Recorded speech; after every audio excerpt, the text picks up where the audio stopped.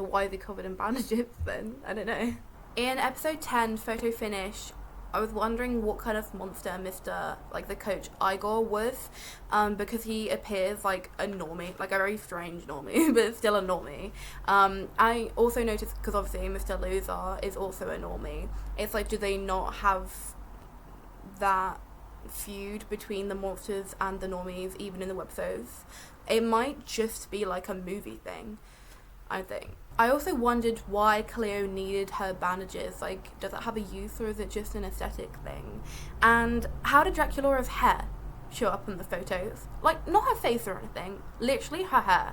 And like, how does that work? Because like, her hair's a part of her, you know, it grows from her, so surely she wouldn't be able to have her hair show up, because like, then wouldn't her teeth be able to show up, you know? Her clothes show up, but like, that's an external thing to her. Like, she's wearing the clothes, you know, they're not a part of her, so that makes sense. But it's just weird that her hair showed up. I haven't really noticed it showing up any other time, but to be fair, I haven't been paying much attention to like her hair in the mirror. But yeah, like, I just wondered how that worked.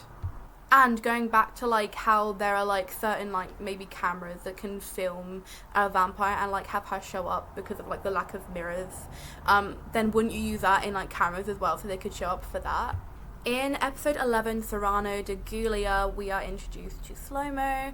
I don't really have anything against Slow-Mo. He obviously just like doesn't really do much. He just kind of stands there, maybe makes some noises. Obviously he's Giulia's love interest, or one of them, but he's just kind of there. So yeah, he's kind of a background character, but mentioned more times. In episode 12, Bad Situation, tell me why everyone is so freaked out when Frankie gets a zit. Like, let's be so for real right now. Teenagers are full of like acne, zits, like everything, you know. It's a bad time, it's a rough time being a teenager, and maybe it's because like half of the school are actually technically not teenagers. Like, Draculaura is like 1600 years old, so maybe they don't get the same skin problems an actual teenager would, and also because they're not normies, so their skin would be different. But like, that's like such an overreaction. Like, it's not even comedic. Like, it's kind of like, okay, come on now, babe. Also, how did she even get a zit? Like, she was literally manufactured in like a laboratory. Like, so like the same question I had in Google at school, like, does she have blood? Does she need to breathe? Does she have organs? Like, how much of a living, breathing thing is she? Also, zombies notoriously smell like really bad, and they're like, oh no, zombies. But if Frankie gets like the smallest zit on her face, they're like, oh my god, you know, like, they have more reaction to that than the zombie smell. Bit fucked up, bit freaked up if you're off me. In episode 13, Clauditions, we can see that Draculaura is helping out with like the drama club, because she's giving like auditions for people for the play. I was wondering how she had so much time to be part of the drama club, and she's also in the Fear Squad, and she's also in the newspaper club, and at a point she also is in the Skull to Promote Roller Maze team. Where does this girl find her time? In episode 14, Freedom Fight, we're introduced to Mr. Hack, who I have a love-hate relationship. Like, I kind of enjoy his personality because it's a bit out there, but also his voice is very grating, and he can be kind of annoying at times. I was also wondering why the classes are so damn like short. Like, it's literally like 2 seconds and then they're over. And like, I know it wouldn't be super interesting to have like an entire episode about a class, but like, you know, like, it is like they go to a school, so the learning part is quite substantial. Also, when Laguna freed the frogs, that'd be a great band name. Why didn't she put them in the pool? Because she just put them in the toilet.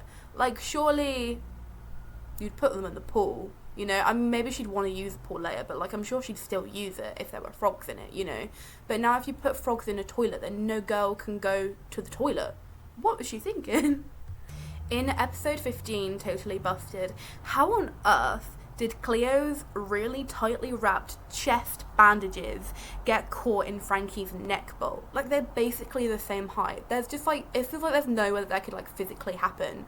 I know they had to like instigate like the scene to like carry on, but like, how did that happen? Unless it was like really like loose and unwrapped for some reason, and then Frankie was like bending down. Would that make sense? Yeah, I mean, kind of, but that's still a really strange setup. Also introducing Headmistress Bloodgood. Also a love-hate relationship with this woman, because she kind of slays sometimes. She and Nightmare, like, oh my god, iconic duo.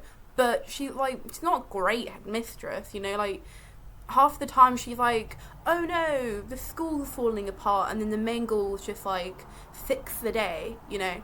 So the statue that Frankie and Cleo knock over supposedly imprisoned a Monster High instructor for about 2,000 years. However, the school, when it was made, has like various definitions, such as in the Monster High blogs, it was about like 2,000 years. So that would have been like right at the beginning. Then in Freaky Fusion, it was 200 years. So that would have been impossible to happen. And then in the video game Ghoul Spirit, it was 10,000 years. So it's like, I know there's like a lot of inconsistencies with the timelines and different like realities of the universe and such. But like, come on now, could you not have just said one date and stuck with it? Could you not have? Also, why did they just leave the instructor in the statue? Like, did they not try to get her out? We're like, oh no, she's turned into a statue. Oh well, we'll just put her in the hallway. Like, somebody can knock her over. You don't necessarily know that knocking it over would free her, otherwise you would have done that by now. Did they not consult like a cursed person? Was she cursed? Or did somebody turn her to stone, like a Gorgon or something? So many questions, so little answers. So in episode 16, Freak Out Friday, it's Frankie's first Halloween. There are like no decorations anywhere. But then, actually thinking of it, would monsters decorate for Halloween? Because we decorate with like monster themed stuff, so would they decorate themed stuff of themselves, or would they decorate normie themed stuff? I'm interested about that. I feel like there should be more explanation on like what monsters do for Halloween, because obviously in the Halloween movie we saw like the decorations that the normies were putting up, but yeah, I'm curious about the monsters. Maybe they wouldn't do decorations, but also, again, like, they're reusing the same ideas. Like, there's a whole movie dedicated to Halloween, whereas in this episode, it was Frankie's first Halloween then as well. It's like, can you not have an original thought, please, once in your life? No, I'm joking, I love Monster High. So, Cleo brought an amulet to protect her from the Friday the 13th happenings in the school, but she didn't wear it. She just gave it to Ghoulia so that she could carry it. Why didn't she wear it? She knew what was going to happen in that day. That's why she brought the amulet. Why wouldn't she wear it? That's like saying, like, oh, I'm going to put this protective measure in place, but I'm actually not going to, like, use it. It's just going to be there, but I'm not going to use it. Like, what's the point in that? And also, why is everyone still going to school on, like, Friday the 13th? Like, if it's so notoriously such a bad luck day, then why are people going at all? Like, even Headmistress Bloodgood was, like, freak out. And it's like, why would you even have a school day then? Go home. Rest for the day, come back and try again tomorrow. Criticism I have of like this webisode format is like there's a lot of like interesting webisodes, and like you get to know the characters more, and they introduce the characters like in a slower way so that you can like get used to them. But the episodes are like so short and they're so fast paced that you barely have any chance to get anything fleshed out. So in episode 17, the Mad Science Fair, there is obviously a mad science fair. How is so much constantly going on at Monster High? Like, you had the Jaundice brothers coming, you had Justin Biter coming, you have the science fair, you have plays, etc. Like, what is the funding like? Also, something I liked about this webisode, so Cleo is probably used to bossing people around and using them, like, to do whatever she wants, because she's obviously, like, Egyptian royalty, and she has a ton of people back home that do whatever she says. And, like, she uses Ghoulia in that way a lot, too, but it's nice to see Ghoulia, like, putting her foot down sometimes, like, when she was dipping Cleo into the water, of Laguna's science fair project. Like, definitely deserved, you know, and it's nice, it's refreshing to see Ghoulia, like, doing something about it and taking action. In episode 18, Shock and Awesome, we are introduced to Try Hard.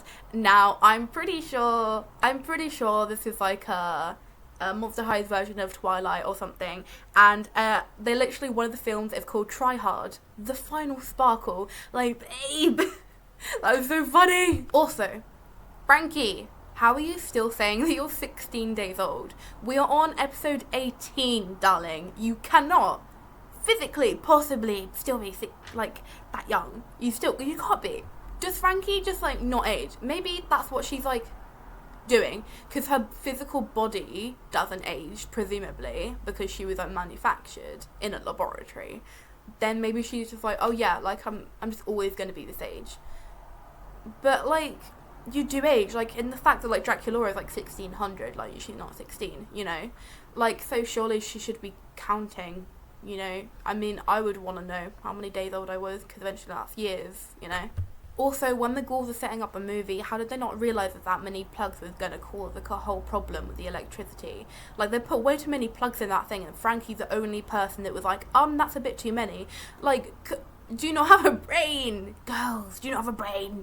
Also, turn Frankie around in her seat so she can watch the movie with you. She's just facing the wall right now. I'm sure you could have turned the boo around, and then she would have been able to enjoy Try Hard with you. Also, how big exactly is Monster High? They seem to have, like, every facility that you could think of. Like, they've got, like, this big cinema room. They've got, like, a swimming pool. They've got, like, a stage room place thing. They've got tons of hallways and classrooms. Obviously, the big, like, cafeteria. They have the catacombs, which are, like, so big. It's basically, like a whole other, like, place, like, under the school. Also, I found it really interesting that Monster High is, like, set in, like, New Salem. Like, that's kind of slay. I can't even lie. Like, I'm reading this book right now. I'm a Witch and Witches Burn, Trial by Fire by Josephine Angelini.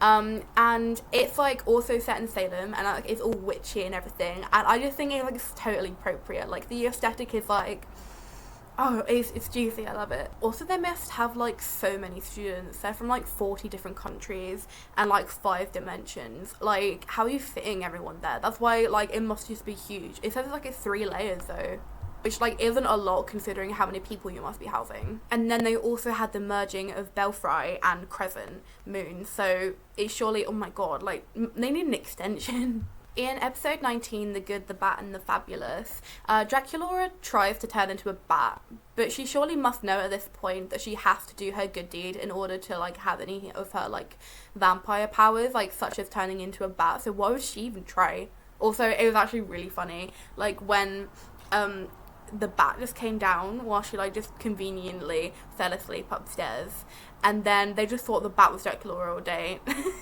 I really like that.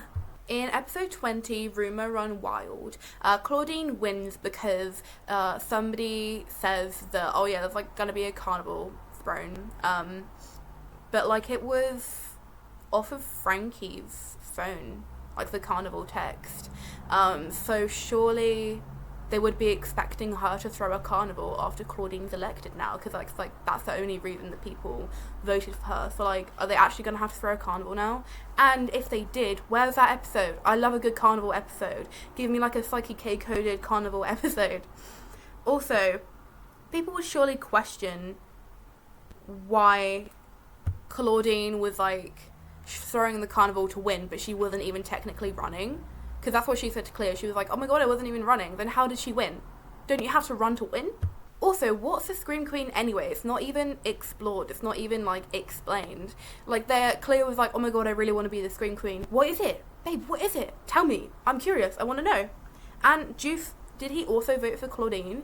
Because when Cleo was like, oh my god, like, how did I lose? How did Claudine win? Juice was like, oh yeah, here's the text. Like, everybody voted for her because of the carnival. But he said that's so blasé. Like, he doesn't even care that Cleo lost. And, like, did he even vote for her?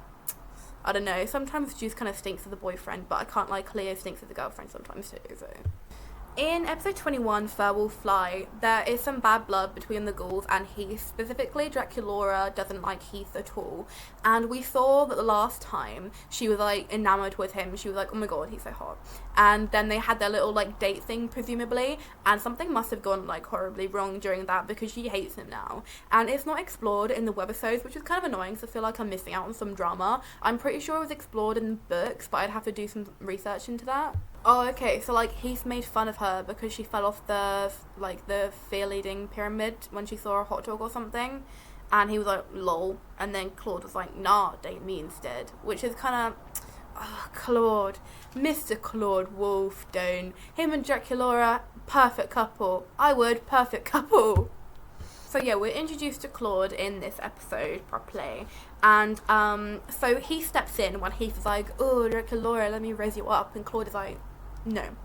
And, like, Draculaura said no first, but Heath doesn't take no for an answer because she's a girl, and men don't have to listen to girls, because girls don't know what they want. They don't know anything.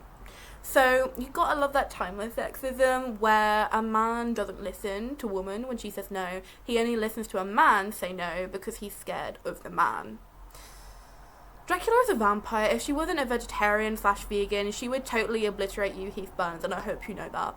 I hope you know that. Oh my god, I got ahead of myself. That didn't even happen in this episode. Pretend I didn't say that yet. Pretend I didn't.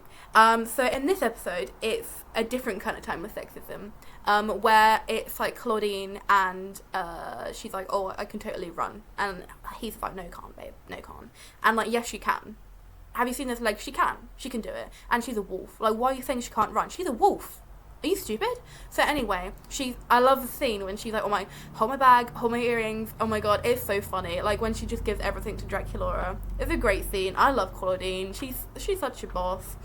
So she like runs rings around Heath because it's a full moon and she gets like even more like speed because of that, and like she's fueled by it. But I would have actually loved to see her beat him without the full moon, because it's like, oh, a girl can only like beat a guy when she's got like an advantage like the full moon because of like superpowers and shit and stuff. But yeah, that was kind of annoying, but I was still glad that she won and that Heath was like sad about it, because I love seeing Heath sad because he's like. Also, it was really weird when Heath was like, oh, girls are too delicate to run. Delicate? Like, maybe I'd understand if you were like, oh, girls are too delicate to like throw a man over her shoulder, but like running, how can you be too delicate to run? That doesn't make any sense. In episode 22, Horoscope, Cleo starts helping Draculaura find her mystery man that she was like, ooh, I want to date him, and she just like started like helping her with that. And this is actually like, I think, like the first time Cleo's been like nice to a friend, which is like, how are we on episode 22? This is the first time you're being nice to a friend, Cleo. I do kind of like the shade on her though. You know, be nice, be helpful. I like it. Like, you can still be, like, really cool and diva-ish and still be, like, a good friend. Also, Draculaura holding her mystery man captive because he was, like, in stone form. And, like, she just, like, sat with him at lunch or was, like, yapping his ear off, like, all lunch. And it's like, I don't know if, like, that's the best route to make him like you, but okay, girlie, you do what you want. You're cute as hell. Like, you do what you want. The way she's like, oh, you're such a good listener. I wonder why. In episode 23, Idle Threat, what reason does Mr. Rotter have to not give anyone A's, especially when they've worked super hard for them? I've always hated that mentality. I've known a few teachers like that, and also like in uni, like it's so hard to get top marks. I don't know anyone who ever got a top mark on anything, and it's like, I hate that it's so unattainable. Like, you can put your best into it, your teacher or lecturer can be like, oh my god, this is amazing, it's the best thing I've ever read, I love it so much, and then they'll still give you like a 70 or a 60, you know? It's like, what else do I need to do? And like Mr. Rotter just saying, I don't give A's. Why not? Give us a reason. Why not? Like, are you telling me he's not giving Gulia an A? Like, Gulia's not getting an A from him. That don't make any sense. Also, for a school so big and for like a school with so many students, why are the classes always so tiny? Why are they always so tiny? I always found it weird that Bloodgood like teaches, even though she's like the headmistress.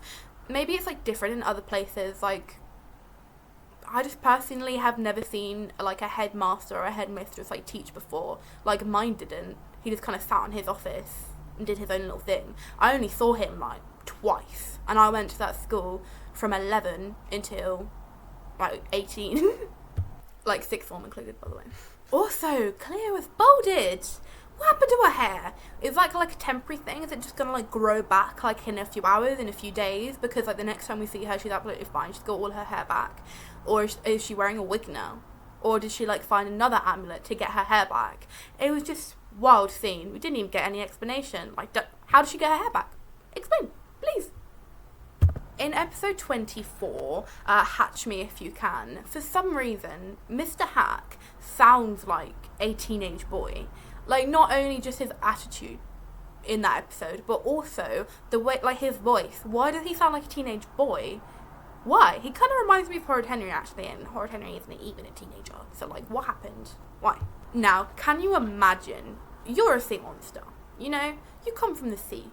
and you're just a little girl, you know, you're just going about your day, you trot to your class, you sit down, they go like, oh, you're gonna be like looking after some eggs, and you're like gonna do your best about that, you have to pick a partner, then you pick the guy that you fancy, you're like, oh my god, great day, I can do this, and then your teacher come over to you with his teenage ass voice, Horrid Henry ass voice, and he go, sea monsters are bad parents, you're never gonna win. Sea monsters are bad parents. You should split up and find someone who can actually raise a child. Like, what? What? Sir? Not even sir. Like, at this point, you don't have my respect. Who are you? Yeah, as I said, it's amphibian. You're an amphibiist. Like, how dare you? That's so rude. I would go to my mum and I would get that guy fired. I would get him fired so fast. Honestly, man should have been reported to Headmistress Bloodgood immediately, because I feel like she would have been like, oh my god, that's so bad, and then fired him. Or at least like given him like a major warning, you know? And I'm gonna say it. I may not like Laguna or Gil that much, but they had some really cute times in this episode, and I'm here for it. You know, you deserve to be happy, and you can raise a child. You can raise the best child, I believe in you. So it literally says in this episode that 1 week passes. So the next time Frankie says that she's 16 days old, don't believe her, because she's not. So Juice turned the egg into like stone form, and it's been a week, and Cleo and Juice cannot get it unstoned.